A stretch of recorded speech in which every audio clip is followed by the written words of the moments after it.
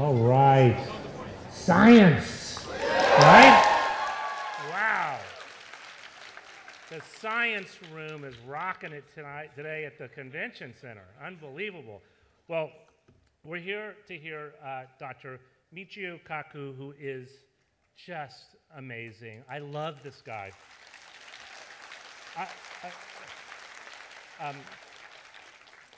Just a footnote, I'm Joel Achenbach from the Washington Post. Assume you knew. I love the big cosmic questions, and there's no one better at asking and answering the big cosmic, amazing questions than Dr. Kaku. He is just a genius at it. He's a co-founder of string field theory. He's a theoretical physicist at City University of New York. He's written multiple bestsellers. He refers to them as New York Times bestsellers. Well, I don't use that term. But this book begins, the first line, his new book is The Future of the Mind is the name of the book. And the first line is, the two greatest mysteries in all of nature are the mind and the universe. So we start from that. And he asks the questions, do we have a soul? What happens to us after we die? Who am I anyway? Where do we fit into this great cosmic scheme? And that's on the first page, you know? I mean, this is the stuff that people, you know, when you're in college at 3 o'clock in the morning, when you're in the dorm room, you know, and you staying up all night drinking, you know, healthy carrot juice or whatever you do, right? This is what you talk about. And anyway, so he's an amazing man, and let's hear from him. All right.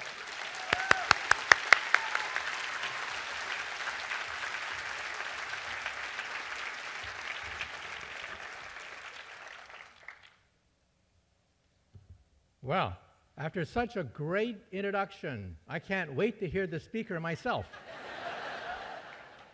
First of all, I have a confession to make. Sometimes all these accolades can backfire. Recently, New York Magazine voted me as one of the 100 smartest people in New York. So I thought, what an honor. However, in all fairness, I have to admit that Madonna also made that same list. And next year, I understand that Lady Gaga is going to push me off the list entirely. Now, today, I'm going to talk about the future of your mind.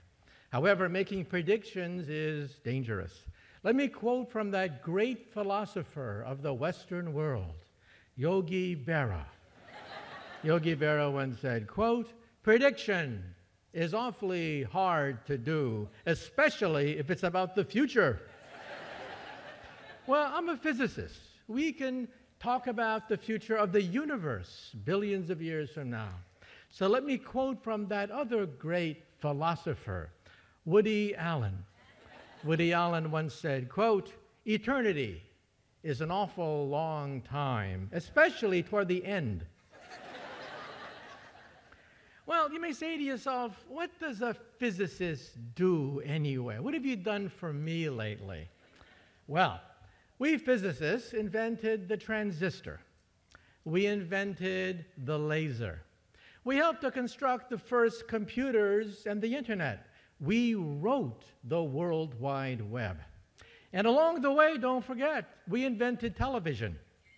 We invented radio, radar, microwaves, X-ray machines. Don't forget, we created the space program and the GPS system.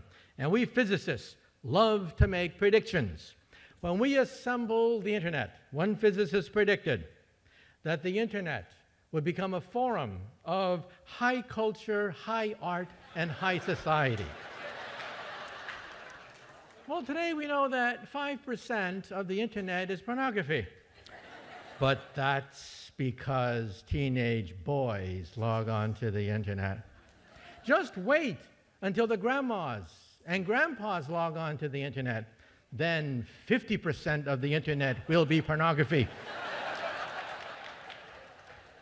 So, before I begin giving you a guided tour to the incredible, sensational developments in neuroscience, Let me tell you a cautionary story about a physicist. Over 200 years ago, we had the Great French Revolution. And one day, there were three gentlemen about to lose their head to the guillotine.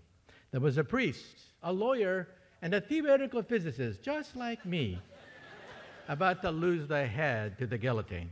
Well, they put the priest's head on the chopping block, and they asked him, "Do you have any last words before we slice your head off?"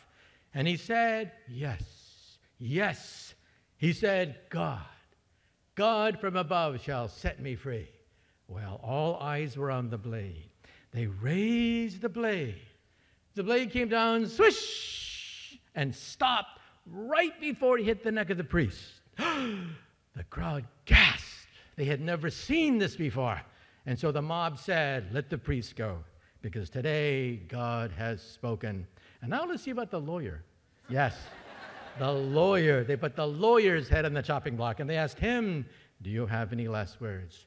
And he said, "Yes, maybe the spirit of justice and mercy shall set me free." Well, all eyes were on the blade. They raised the blade. The blade came down, swish, and stopped right before it hit the neck of the lawyer.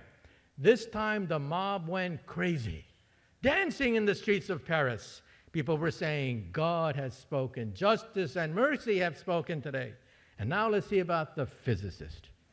Well, they put the physicist's head on the chopping block, and they asked him, "Do you have any last words?" And he said, Yeah, I got some last words.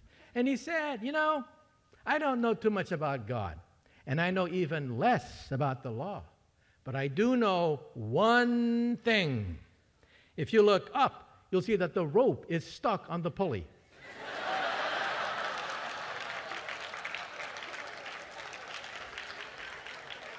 And then the physicist said, if you remove the rope, the blade should come down real good. Big mistake. Big mistake. Well, the rope came down, the blade came down, and the poor physicist's head came down. And it just goes to show you, sometimes we physicists have to know when to keep our mouths shut. Nonetheless, today I will open the mouths of 300 of the world's top scientists that I've interviewed for BBC television, the Science Channel, the Discovery Channel, about what sits on your shoulder. And afterwards, I'll be signing books. I'll be signing your book, and then afterwards you can go to eBay and auction it off for money. You can actually make money today, okay? So today we are going to talk about the future of your mind.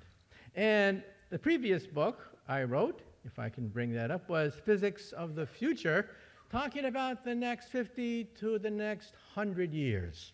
Well, it's often said that in the book-buying world, the word physics would never enter the New York Times bestseller list. Well, I did it twice. Physics of the Impossible talks about teleporters, starships, even time travel. What happens if you go backwards in time and you meet your teenage mother before you're born and she falls in love with you? Well, if your teenage mother falls in love with you before you're born, you're in deep doo-doo if that happens. But today, let us talk about the greatest of all mysteries, what sits on your shoulder. Believe it or not, we've learned more about the brain in the last 10 to 15 years than in all of human history combined. That's the power of physics. Radio allows us to penetrate right into the thinking mind. And then we look for echoes of radio ricocheting off oxygen molecules in an MRI machine to give us gorgeous pictures of thoughts ricocheting like a ping pong ball inside the human mind. And believe it or not, your brain only uses 20 watts of power. And yet to simulate it with a digital computer, it would require a computer a city block by a city block. It would consume the energy of a nuclear power plant, and it would have to be cooled by a river. And your brain does it with 20 watts. So when someone calls you a dim bulb, that's a compliment. So how